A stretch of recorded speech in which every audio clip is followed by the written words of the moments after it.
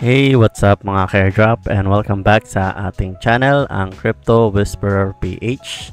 So for today's video guys is papahinga muna tayo sa mga airdrop updates at mga projects na sinishare natin dito guys, no? So pag-uusapan muna natin ang isa sa mga pinag-uusapang airdrop this 2025 guys, no? So I think isa ito sa mga pinakamalaking airdrop na nag-list ngayong taon. At ito nga guys ay si Pi Network. At pag-uusapan natin guys kung ano ba ang magiging possible price niya for this year 2025. So bago matapos ang 2025, ano ba ang mga iba't ibang prediction ng iba't ibang institution gamit ang AI guys, no? So tatanungin natin si ChatGPT sa kanyang mga source at susubukan natin i-analyze kung ano ba ang pulso ng mga iba't ibang institution kay Pi Network guys, no? So bago tayo magsimula, kung hindi ka pa nakasubscribe dito sa ating channel is please subscribe to our channel at wag mong kalimutang i-like palagi ang ating mga sinishare na videos kagaya nito guys, no? So malaking tulong yun para makatulong kayo sa paglaki ng ating channel guys, no? So proceed na nga tayo guys. So currently check muna natin yung price ni Pi to USDT guys, no? So ito ang kanyang current price. So 1.7 USDT and sa Philippine peso guys is 99 pesos per Pi ang kanyang current price ngayon. So opening price siya, nag-list siya noong February 20. So ang kanyang indicative price is 0.01 and pumalo siya sa first 4 hours ng yan, ano ba to, 2.1 USDT guys, no? So naka 4 hour time frame tayo guys, no? So ibig sabihin kada candle niyan is 4 hours and makikita natin guys, no? So bumaba lang siya ng slight mula sa 0.6 from $2 to 0.6 nung 21 kinabukasan guys, no? And then after nun nagpump na siya, then yan gradually siya nagpump guys, no? Hanggang sa makuha niya itong almost $3 na pump guys, no? And then after nun bumaba na ulit siya and yan na nga guys, no? 1.7 ang kanyang current price. So ano ba sa tingin nyo guys ang magiging price ni Pi USDT pagkatapos ng 2025 guys, no? So pang long term ba ang inyong nakikitang goal kay Pi or quick money scheme lang ang tingin nyo kay Pi guys, no? So let me know kung meron din kayo mga nakalock pang token or meron pa kayong mga ibang plano kay Pi guys, no? So according dito guys, no? So nagtry lang ako magtanong kay ChatGPT. So possible price for 2025 guys, no? As of March 3. So current price nga is 1.6 dito. So hindi nagkakalayo sa OKX.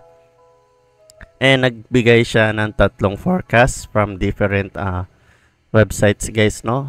So yung kay Bitrue, Coinbuzz and CoinSurge guys, no?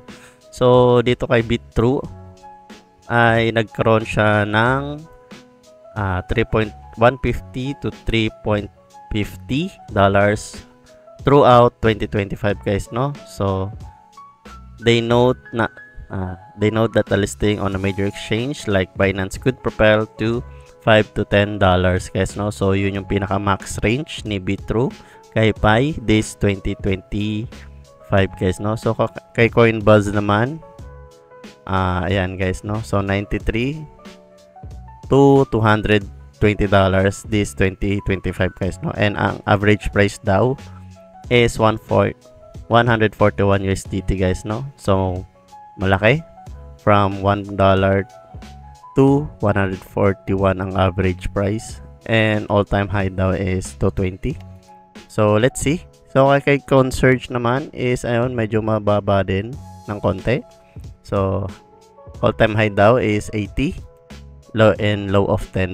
So average price throughout 2025 is 45. So which is napakalaki pa rin guys, no? Para sa isang napakalaking project. So meron din akong tinanong. So nagbigay si ChatGPT ng mga key factors para paano maapektuhan ng price ni Pi for 2025 guys, no? So alam naman natin na list na si Pi sa mga iba't ibang exchanges, which is meron din mga top tier 1, which is yan nga si OKX guys, and Gate.io, yan mga magagandang exchange yan. Pero kapag na-exchange daw si Pi coin dito sa mga sumusunod na exchanges guys like Binance and Coinbase, is magkakaroon ng higher demand syempre, since top 1 si Binance and isa rin malaking exchanges si Coinbase guys, no? So yun ang isa sa mga unang key factors. Then sunod is yung adaptation and use cases. So alam naman natin guys, si Pi is meron siyang binibuild na ecosystem, which is gumagamit sila ng payment for goods and services. So pag nag-launch yun nga yung sinasabi nilang mga DApp 100 DApp apps na ila-launch nila kapag nakumpleto na yung kanilang Pi ecosystem. So yan ang isa sa mga dapat nating abangan this 2025 guys, no? And then yung mainnet and decentralization progress. So nan guys, no? Since nag-open mainnet na sila, is nagkaroon na nga, so na-launch na ito, and ayan guys, no? Magandang indication yun since magkakaroon na ng higher chance at magkakaroon ng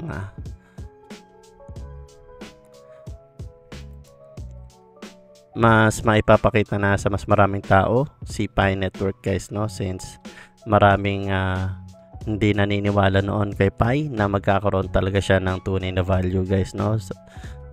So nung announce sila ng open mainnet guys, is nagkaroon ng positive sentiment ang community, especially sa mga crypto community guys, na talagang legit si Pi Network guys, no? And ito guys, regulatory approval. So yan, Pi and cryptocurrencies and community engagement guys, no? So importante talaga na malaki ang community ng isang project, dahil yun ang tumutulong para mag-boost at magkaroon talaga ng transaction at maging mapanatiling active yung isang project guys, no? Especially itong Pi token. So community talaga ang bumubuhay most of the time sa isang project guys, no? So nagbigay si ChatGPT ng realistic price for projection this 2025. So bearish case is 1.50 to $5 guys, no? If yung adoption is slow and no major exchange listing happening guys, no? So kapag wala masyadong bagong listing or major exchange na nailisify, is probably ito magiging price niya. And then sa moderate case naman is $10 to $50. So which is good na rin to guys, no? For the starting year. So for 2025 alone is magandang start niyan guys, no? So pag if Pi gains acceptance and medium tier exchanges guys, no? Then sa bullish case for 2025 is $80 to 200 plus kapag nagkaroon ng major listing and real world adaptation. So yun nga yung maglilist siya sa Binance and Coinbase and magkaroon or maging active na yung kanilang ecosystem guys, no? So meron din siyang pahabol, should you invest in Pi? So if you're holding Pi, holding Mind Pi, it might be worth waiting for more adoption. So maghintay lang daw kung meron kang hawak na Pi ngayon guys, no? If you're considering buying, be cautious. Price movement can highly speculative. So yung mga nagbabalak bumili guys, is manage your own risk guys, no? So sinasabi nga natin lagi is mag-iingat and laging mag-research.